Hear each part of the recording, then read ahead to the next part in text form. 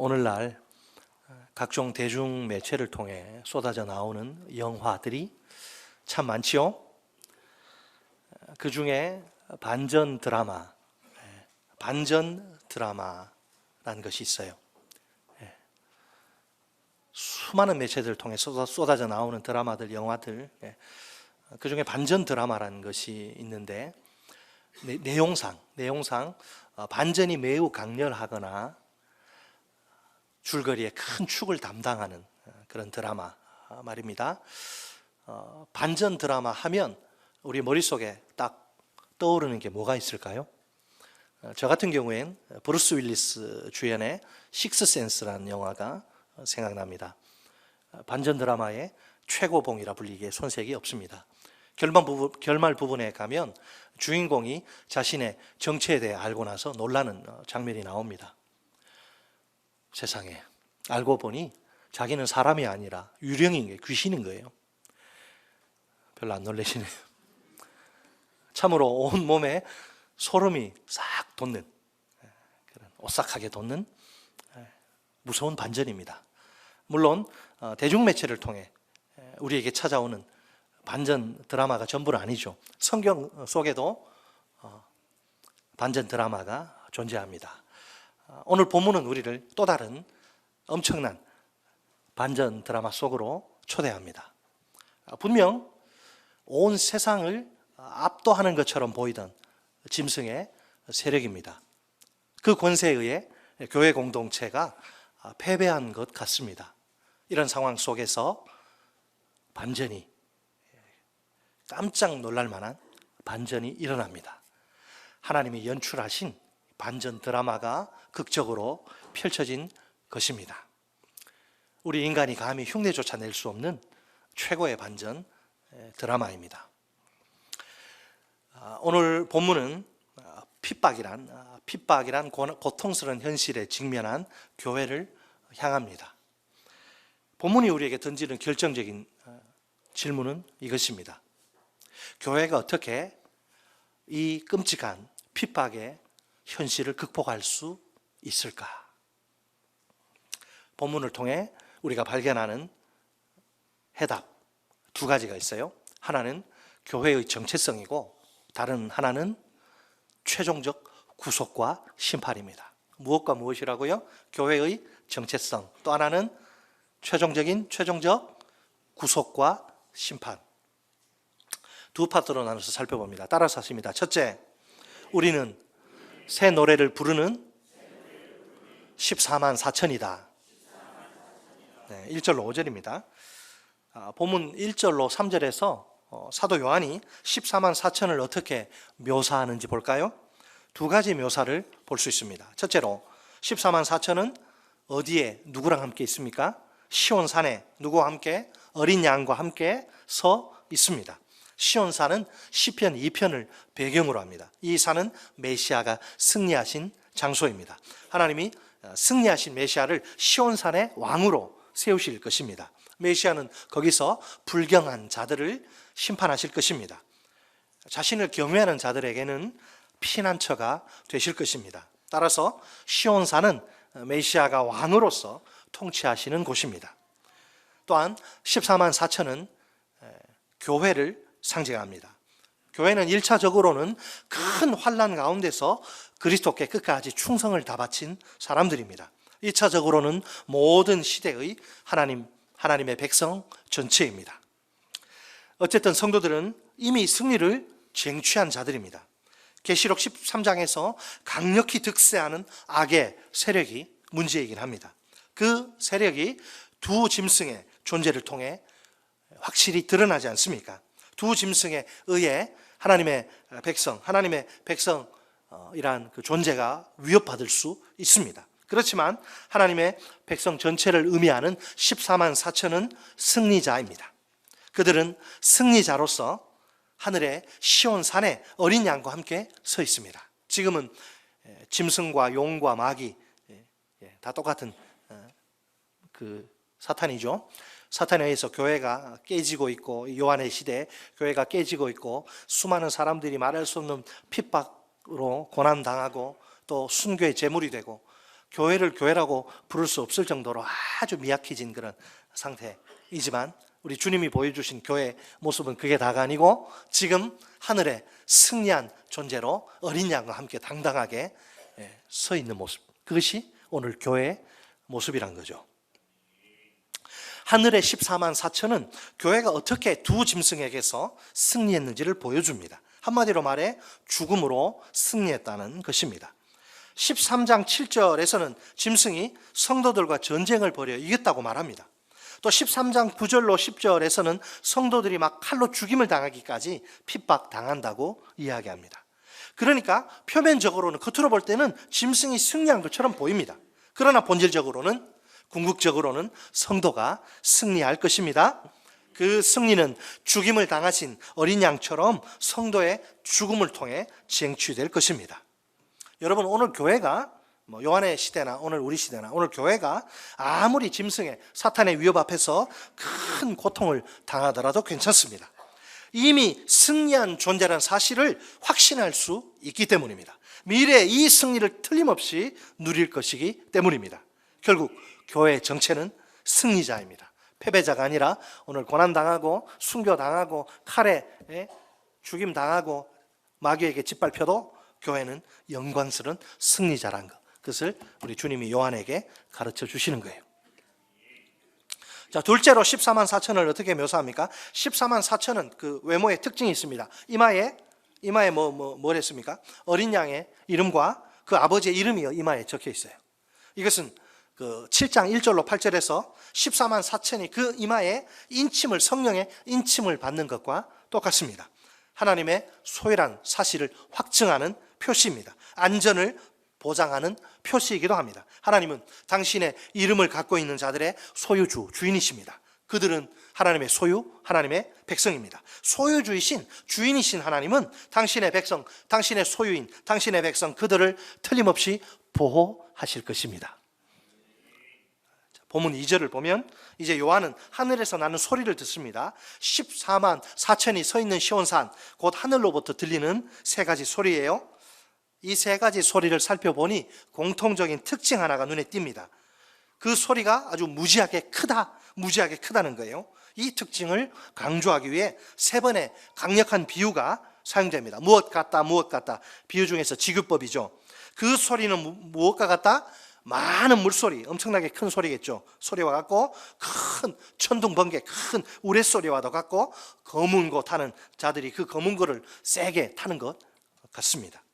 여기서 검은 고는 10개나 12개의 줄을 가진 비파, 수금을 가리킵니다. 그들은 단순히 그 비파만 타는 자들이 아닙니다. 비파를 타며 수금을 타며 노래를 부르는 자들입니다. 보통 노래가 아니라 승전가를 부르는, 보통 노래가 아니라 승전가를 부르는 소리입니다. 사탄이 패배하고 어린 양이 승리한 사실을 삼중적으로 강력하게 선포하는 셈입니다. 본문 3절에 따르면 하늘의 합창대가 무슨 노래를 부르죠? 새 노래를 부르는데요, 비파를 연주하는 자들이 동시에 새 노래를 부르는 겁니다. 어디서? 보좌와 내 생물과 장로들 앞에서 말입니다. 이것은 구속받은 자들을 축하하는 하늘의 찬송입니다. 따라서 노래의 내용은 어린 양에 대한 찬양입니다. 당신의 피로 구속받은 자들을 사셔서 나라와 제사장으로 삼으신 그리스도이십니다. 땅에서 속량함을 받은 14만 4천만이 이 새 노래를 부를 수 있습니다. 그들은 하늘에 존재하는 14만 4천입니다. 본문 1절에 어린 양과 함께 시온산에 서 있는 14만 4천과 동일한 무리입니다. 그들 이외에 이 새 노래를 부를 수 있는 사람은 아무도 없습니다. 이것은 그들이 받은 구원의 배타성을 강조합니다. 오직 교회 공동체를 상징하는 14만 4천만이 새 노래를 부를 수 있습니다. 그렇게 새 노래를 통해서 구원의 벅찬 감격을 마음껏 표현하는 것이죠. 우리 같으면 여러분, 구원의 기쁨을 최대한 우리가 어떻게 표현할 수 있습니까? 쾌지나 칭칭난에 얼씨구 좋다 덩덕덩 춤추면서 감당을 못해가지고 지금 너무 그 구원의 감격이 벅차서 이렇게 춤을 추는 그 기쁨을 14만 4천이 부르는 새 노래로 그들의 구원의 엄청난 기쁨을 이렇게 표현하는 겁니다. 계속 요한은 땅에서 속량함을 받은 14만 4천의 모습을 소개하는데요. 4절, 5절에 보면 아주 중요한 4가지 묘사가 나옵니다. 그들이 어떤 삶을 살았는지를 보여주는 거예요. 또 우리가 이 땅에서 어떤 삶을 살아야 하는지를 보여주는 거예요. 도대체 하나님의 백성은 어떤 사람들인가? 자, 4절로 5절에 4가지. 첫째, 이 사람들은 어떤 사람이라고요? 순결한 자, 동정을 지킨 자, 여자와 더불어 더럽히지 아니하고 순결한 자라. 음행으로 자기들을 더럽히지 않은 것이 그들의 삶의 특징이라 그 결과 그들은 처녀처럼 동정을 지킨 순결한 상태. 자, 그렇다고 해서 이것을 문자 그대로 이해하면 곤란합니다. 음행을 피하기 위해 속세를 등지고 진보다리 하나 들고 수도원으로 들어간 것이 아닙니다. 평생 결혼하지 않고 동정을 지키기 위해, 결혼하면 그게 안 되잖아요. 평생 결혼하지 않고 독신을 고집한 것도 역시 아닙니다. 이것은 비유적인 표현이라 뭘 이야기하는 거예요? 하나님의 백성으로서의, 그들은 하나님의 백성으로서 거룩하고 존귀한 자들이라 이걸 보여주는 거예요. 계시록의 관점으로는 666을 받은, 그 짐승의 표를 받은 우상 숭배자들과는 완전히 구별되는 자들입니다. 구약의 관점에서는 어떨까요? 여자를 가까이 한다, 순결하다, 이것은 우상 숭배와 관련된 언어예요. 이방 신전에서는 우상 숭배와 더불어 매춘이 이루어지지요. 창기들이 대기했다가 그 신을 섬기는 자들하고 이제 성적인 행위를 하는 거죠. 이런 더러운 의식에 참여하지 않았다는 거예요. 14만 4천은 우상 숭배로 몸을 더럽히지 않았다는 거예요. 그들은 음행에 가담하지 않고 온갖 세속적인 욕심도 추구하지 않은 사람들입니다. 자, 또 다른 관점에서 보면 어린 양의 신부 혹은 처녀 신부라는 이미지가 지금 적합해요. 여호와의 처녀, 신부로서의 이스라엘은 구약 성경에 자주 등장하는 이미지입니다. 고린도후서 11장에서 바울은 그리스도께 드려진 성도를 정결한 처녀에 비유합니다. 보통 남자보다는 여자를 가리키는데 사용되는 순결한 자란 그런 표현이 아닙니까? 이 표현이 본문에서는 여자뿐만 아니라 남자까지, 남자 여자를 모두 가리키는데 사용됩니다. 그래서 이 표현이 순결함을 요청받은 그 성전의 군사들, 홀리 워, 하나님의 전쟁, 이 성전의 군사들을 가리킨다고 보기도 해요. 여호와의 거룩한 전쟁, 홀리 워, 성전에 부름받은 용사들. 그러니까 그리스도의 신부 은유와 또 성전 은유 가운데 어느 것을 선택해야 할지 어렵다는 거죠.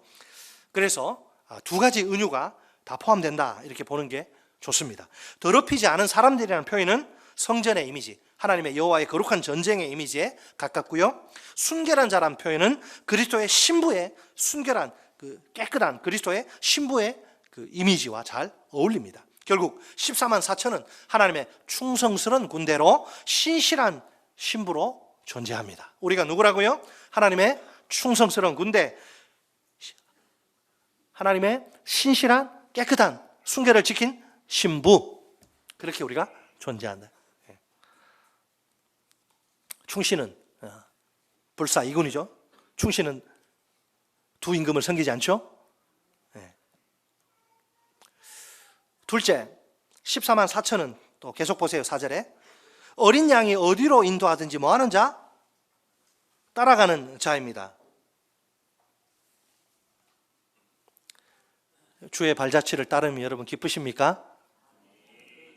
어디로 인도하든지 그냥 가는 거예요.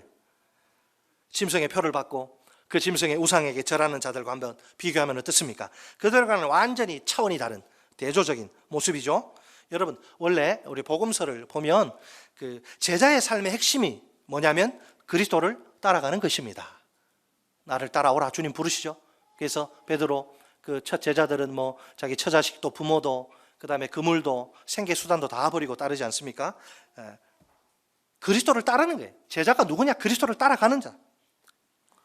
제자로서 스승이신 예수님이 가신 길을 그대로 따라가는 거죠. 이것을 가리켜서 제자도라고 하죠. 제자도. 예수님은 제자도를 알기 쉽게 목자와 양의 관계로 친절하게 우리에게 설명해 주세요. 요한복음 10장 3절로 5절 말씀입니다. 문지기는 그를 위하여 문을 열고 양은 그의 음성을 듣나니 그가 자기 양의 이름을 각각 불러 인도하여 내느니라. 자기 양을 다 내놓은 후에 앞서가면 양들이 그의 음성을 아는 고로 따라오되 타인의 음성은 알지 못하는 고로 타인을 따르지 아니하고 도리어 도망하느니라. 아멘. 예수님의 양인 제자는 목자이신 예수님의 음성을 듣는 자입니다. 예수님은 제자의 이름을, 우리의 이름을 각각 부르시면서 인도하십니다. 예수님이 앞서 가시면 제자인 우리는 그분의 음성을 알기 때문에 따라옵니다. 그러나 목자가 아닌 타인의 음성은 알지 못해요. 그래서 타인이 아무리 우리를 유혹하면서 불러도 따르지 않고 도리어 도망칩니다. 자, 본문 4절에 어린 양이 어디로 인도하든지, 이 아주 핵심적인 표현을 보세요. 여기선 어린 양이 예수님이시고 제자는 그분을 따르는 14만 4천입니다. 제자 입장에서 볼 때, 여러분, 우리 제자 입장에서 볼 때 인생의 주도권이 누구에게 있습니까? 자기 자신에게 있지 않아요. 어린 양 예수 그리스도께 있습니다. 내가 갈 길을 내 마음대로 내 뜻대로 함부로 막 정하는 거 아니에요. 어린 양 예수 그리스도가 내 갈 길을 정해주시고 보여주십니다. 나는 어린 양이 가라는 대로 어린 양의 뜻대로 가야 합니다. 어찌 보면 너무나 당연한 일이죠. 왜? 예수님을 구주와 주님으로 영접하는 순간 주인이 주인이 바뀌기 때문입니다. 이제 더 이상 내가 내 인생의 주인이 아닙니다. 어린 양 예수 그리스도가 내 인생의 주인이십니다. 네, 주님을 따르는 자가 예수님 제자란 말이에요. 어디로 인도할지는 몰라. 내 눈에 좋아 보이든 나빠 보이든 주님이 인도할 곳으로 가는 거죠. 자, 결국 14만 4천에게 다 똑같은 이야기. 14만 4천에겐, 하나님의 백성에겐, 제자에겐, 우리에겐 제자도가 살아 있어야 합니다. 제자도가 없다, 예수를 믿는, 예수를 따르지 않는다, 그건 신자가 아니죠. 아주 회복하기 어려울 정도로 영혼이 망가졌거나, 둘 중에 하나. 가짜거나 아니면 완전히 병들었거나.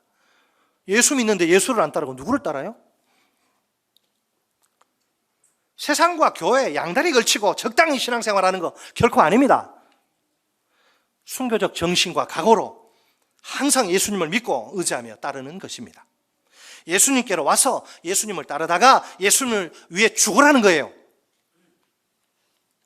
이처럼 제자도에는 자연스럽게 고난과 죽음 뒤를 따라 옵니다. 눈물과 땀과 피가 가득 묻어있는 제자도인 셈이지요. 제자도란 그 본질상 매우 급진적일 수밖에 없습니다. 예수님이 제자들에게, 우리에게 어떻게 자기를 따라와야 한다고 가르치십니까? 마가복음 8장 34절 말씀입니다. 무리와 제자들을 불러, 자, 무리와 제자들을 불러 이르시되, 자, 무리가 오고 제자들이 왔어요. 너희들 누구든지 나 따라오기 원하느냐? 누구든지 나를 따라오려거든 자기를 부인하고 자기 십자가를 지고 나를 따를 것이니라. 아멘. 한번 따라서 하십니다. 누구든지 나를 따라오려거든 자기를 부인하고 자기 십자가를 지고 나를 따를 것이니라. 아멘. 자, 이것이 바로 예수님이 시공을 초월해서 모든 제자들에게, 모든 믿는 자들에게, 14만 4천에게 요구하시는 삶입니다. 제자의 삶이란 누구에게나 결코 호락호락하거나 만만하지 않습니다. 예수님의 참된 제자라면 누구든지 반드시 자기를 부인해야 합니다. 자기 뜻, 자기 고집을 꺾어야 돼요. 욕심을 내려놓아야 돼요. 그리고 주님이 등에 짊어지라고 하신 자기 십자가를 져야 합니다. 그래야만 예수님을 진정으로 믿고 끝까지 따를 수 있습니다. 사실은 죽는 것만큼이나 힘들고 어려운 일입니다. 자기의 목숨을 걸어야만 가능한 일입니다.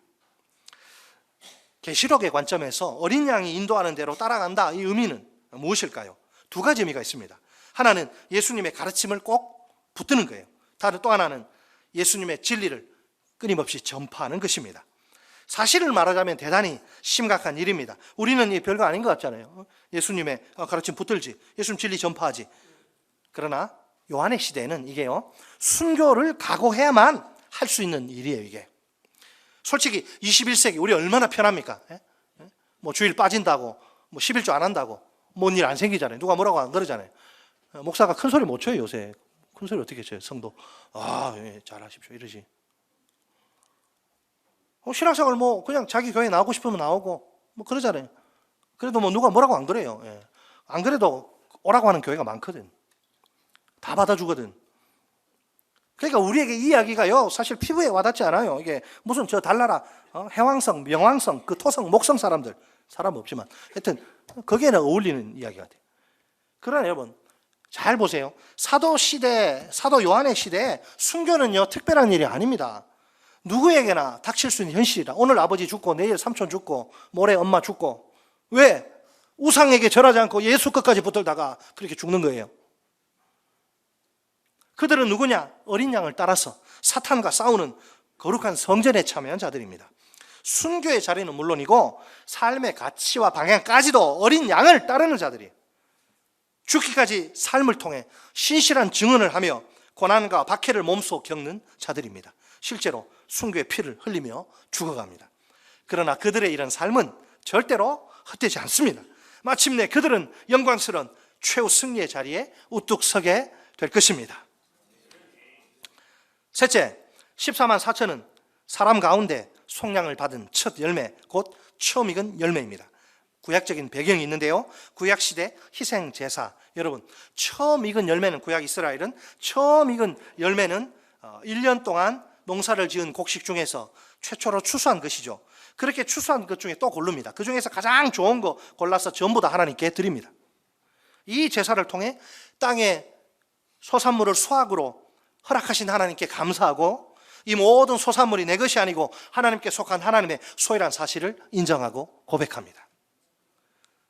자, 오늘 이 지금 구약의 희생 제사를 지금 끌어오는데, 추수의 이미지, 추수는 지금 누구를 통해 이루어지느냐? 그리스도를 통해 이루어집니다. 어린 양이 그 수많은 사람들 가운데 14만 4천을 자기의 보혈로 구속하십니다. 그러니 그들을 하나님께 어떻게 드린다? 첫 열매로 드리십니다. 첫 열매는 그것이 끝이 아니라 앞으로 수확이 계속될 것이라고 하는 남은 수확을 알리는 보증이자 전조예요. 보증이자 전조. 그 다음으로 이제 익은 열매들로서 구속받은 성도들이 계속 일어나게 될 것입니다. 계시록의 관점에서 14만 4천은 더 이상 짐승을 따르지 않는 자들입니다. 그 이마나 오른손에 짐승의 표 666을 받지 않는 자들입니다. 창세 이후로 생명책에 그 이름이 기록된 자들입니다. 그러니까 하나님의 백성 전체를 가리킵니다. 하나님이 그들을 기뻐하시면서 제물로 받으십니다. 그들은 하나님과 어린 양의 소유가 됩니다. 넷째, 14만 4천은 입에 무엇이 없다? 거짓이 없고 흠이 없는 자예요. 이것은 이사야 53장에 예언된 고난받는 여호와의 종의 성품에서 가져온 비유예요. 고난받는 여호와의 종은 어떤 분이냐? 강포를 행하지 않고 그의 입에 거짓이 없습니다. 예언서에서 거짓이 없다, 이 단어는 우상 숭배를 통해 사람들을 미혹하는 거짓 선지자나 우상 숭배 자체를 가리킵니다. 그러니까 거짓 선지자들과 짐승에 동조하는 자들은 거짓말쟁이죠. 반면에 14만 4천은 우상 숭배자가 아닙니다. 흠이 없다는 말은 흠 없는 희생 제물로 하나님께 드려지기에 합당하다는 뜻입니다. 어린 양을 따르는 자들의 특성은 도덕적 완전함에 있지 않습니다. 그들은 고난과 박해 상황에서 신실하게 예수에 대한 증언을 멈추지 않고 믿음을 끝까지 지킨 자들이에요. 어린 양을 뒤따르는 급진적인 제자도를 끝까지 실천한 성도들입니다. 승리의 노래, 즉 새 노래는 아무나 부를 수 없습니다. 14만 4천 곧 어린 양의 군대가 부를 수 있습니다. 어린 양의 군대는 우상 숭배로 그 죄로 자기 몸을 더럽히지 않은 자들입니다. 어린 양 예수를 따라가며 급진적인 제자도를 수행하는 자들입니다. 거짓과 진리 편에서 항상 진리 편에 서는 자들입니다. 세상의 권력 앞에서 무릎 꿇지 않고 증거와 순교로 저항하는 자들입니다. 죽기까지 충성하여 순교에 이르는 자들입니다. 이런 자들만이 결국 이기는 자의 영광의 반열에 오르게 될 것입니다. 최후의 승리를 만끽하게 될 것입니다. 현실의 핍박이 아무리 무지막지하다 할지라도 우리 승리의 발걸음까지 막을 순 없습니다. 따라서 하십니다. 둘째, 구속과 심판의 반전 드라마를 보라. 구속과 심판의 반전 드라마 6절로 20절. 자, 이 단락은 성도들이 핍박받는 이 현실을 어떻게 극복할지 두 번째 대안을 다루는데, 첫 번째 대안은 너희가 누군지, 교회 정체성을 기억하라. 승리한 군대, 예수의 신부 기억하고 그러면 이길 수 있다는 거고, 둘째는 구속과 심판의 이 반전 드라마, 엄청난 드라마를 보라는 거죠. 6절로 11절 하늘에서 들려오는 세 가지 메시지를 소개합니다. 복잡하지만 간단하게 정리해 보겠습니다. 세 천사가 각각 서로 다른 메시지를 선포합니다. 첫째 천사 본문 6절, 뭐하는 천사입니까? 영원한 복음을 전해요. 여러분, 이 복음에는 양면성이 있습니다. 은혜냐 아니면 심판이냐 이거죠. 사실은 심판보다는 은혜를 강조합니다. 왜? 심판이 아니라 은혜가 하나님의 본심, 본래 마음이기 때문입니다. 그러나 심판의 시간, 어쩔 수 없네요. 심판의 시간이 드디어 찾아옵니다. 이제는 누구든지 양자택일의 결단을 내려야만 합니다. 창조주 하나님을 예배할 것인가? 아니면 짐승을 계속 숭배할 것인가? 천사의 메시지는 회개를 요청하는 간곡한 호소입니다. 그 대상은 교회 밖의 불신자들만이 아니에요. 교회 안에 있다고 하지만 우상과 세상과 적당히 타협하면서 사는 그런 사람들까지 포함합니다. 그들의 입장에서 보면 이제 마지막 경고인 거죠.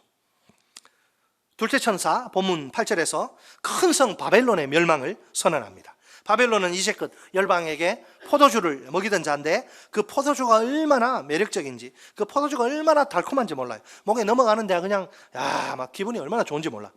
바벨론을 숭배하면 경제적인 번영과 풍요가 보장돼요. 쉽게 말해 우상만 계속 잘 섬기면 잘 먹고 잘 살게 해주는 거예요.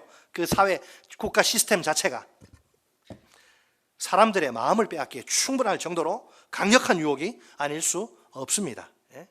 중국에서 우리 IT 우리 고급 인력들 연봉 막 수억 몇 배 이렇게 하면 국가적인 자존심이고 뭐고 다 팔고 거기 가잖아요. 나중에 다 털리고 다 쫓겨날 것도 모르고 뭐 연봉에 5배 10배 준다 그러면 솔직히 안 흔들릴 사람이 누가 있겠어요? 이게 지금 그런 상황이에요. 연봉 5배 10배 준다. 교회 나오지 말고 여기 우리랑 같이 일하자. 그런 상황.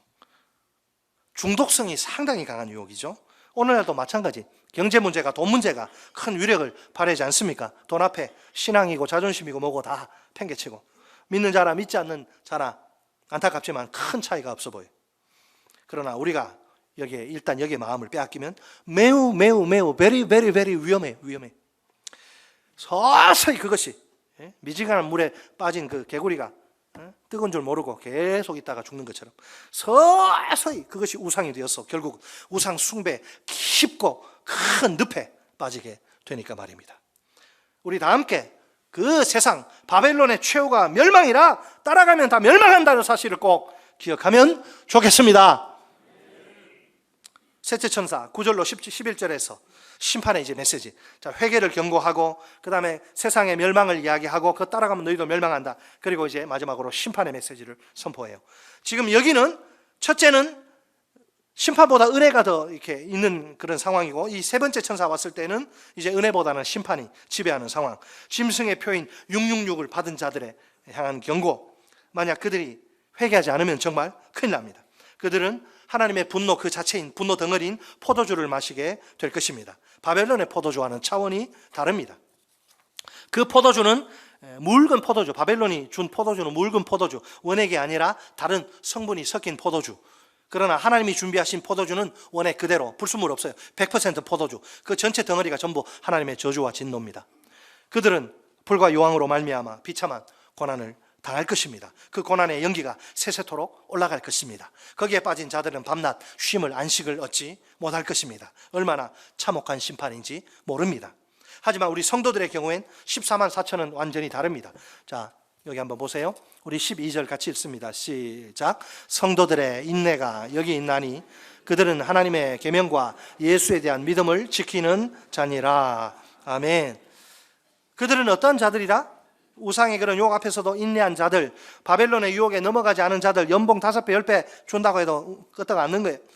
하나님의 계명과 예수에 대한 믿음을 끝까지 지킨 자들입니다. 우리에게 여러분 돈보다 중요한 게 하나님의 계명, 예수에 대한 믿음이에요. 믿습니까? 내가 귀하게 여기는 어떤 것보다 내 자식보다 돈보다 내 성공보다 더 중요한 게 하나님의 계명 말씀, 예수에 대한 믿음이라고 고백하십니까? 그들에게는 영원한 안식이 주어질 것입니다.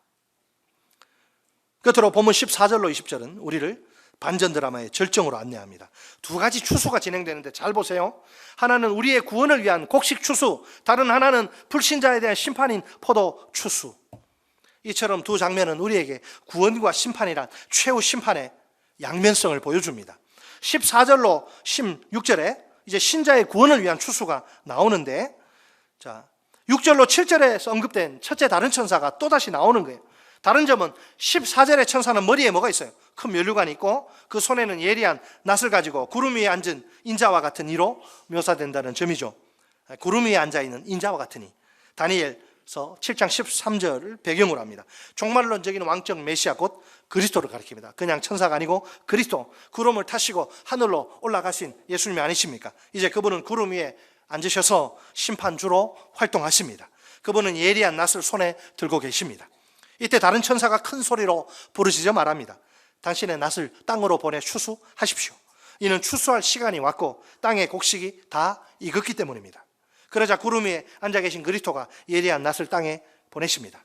결국 땅이 추수가 되죠. 이것은 심판이 아니라 하나님의 백성을 다 모으는 종말론적 축복의 사건입니다. 17절을 보면 또 다른 천사가 하늘에 있는 성전으로부터 나오는데 둘째 천사가 다시 나타난 것이라 볼 수 있어요. 이 천사 예리한 낫을 들고 있네요. 보면 14절에서 인자와 같은 이가 예리한 낫을 들고 있던 것과 비교될 수 있습니다. 인자와 같은 이의 낫은 구원을 위한 축복의 도구가 아닙니까? 반면에 보면 17절에 이 낫은 포도를 거두는 심판을 위한 저주의 도구입니다. 자, 보면 18절에 따르면 또 다른 천사가 제단으로부터 나오는데 이 천사는 셋째 다른 천사로 볼 수 있습니다. 이 다른 천사도 예리한 낫을 가지고 있네요. 그가 둘째 천사에게 큰 소리로 말합니다. 내 예리한 낫을 휘둘러 땅에 포도송이를 거두라. 그 포도가 익었느니라. 천사는 포도를 수확하여 어디에 던졌습니까? 포도주 틀에 던집니다. 포도주 틀은 성 안이 아니라 성 밖에 있어요. 틀에서 피가 나서 이스라엘 땅 북단에서 남쪽까지 널리 퍼집니다. 피가 전장에 나가는 말의 말이 키가 제법 크죠. 말의 머리까지 그 피가 차고 넘쳐요. 불신자들에 대한 심판. 그들은 누구냐? 우상 숭배자들입니다. 바벨론의 진노에 포도주에 취한 자들, 세상에 취한 자들, 육육족의 표를 받아서 짐승에게 조종당하고 지배받는 자들, 경제적 번영과 정치적 안녕을 목숨처럼 생각하고 그것을 추구하는 데 완전히 중독된 자들, 그들은 결국 하나님의 진노의 포도주에 취해서 멸망을 당하고 맙니다. 우리가 사는 이 세상은 영원하지 않습니다. 천년만년 가는 게 아닙니다. 반드시 그 끝이, 종말이 오게 되어 있습니다. 그 종말을 향한 카운트다운이 시작되어서 그 시계가 무서운 속도로 치칵 딱 끝나는 순간이 옵니다. 세상 끝날에 주님이 날카로운 낫을 휘두르셔서 땅의 곡식을 전부 거두실 것입니다. 땅의 포도는 포도주 그 틀에 넣으셔서 짓밟으실 것입니다. 하나님의 백성은 구원하시고 악의 세력은 섬멸하시는 것이지요. 지금은 불의한 자들이 승리하고 의로운 자들이 패배하는 것처럼 보일지 모릅니다. 그러나 오늘이 눈에 보이는 세상이 전부가 아니에요. 뿌린 대로 거두는 심판의 날이 누구에게나 틀림없이 찾아올 것입니다.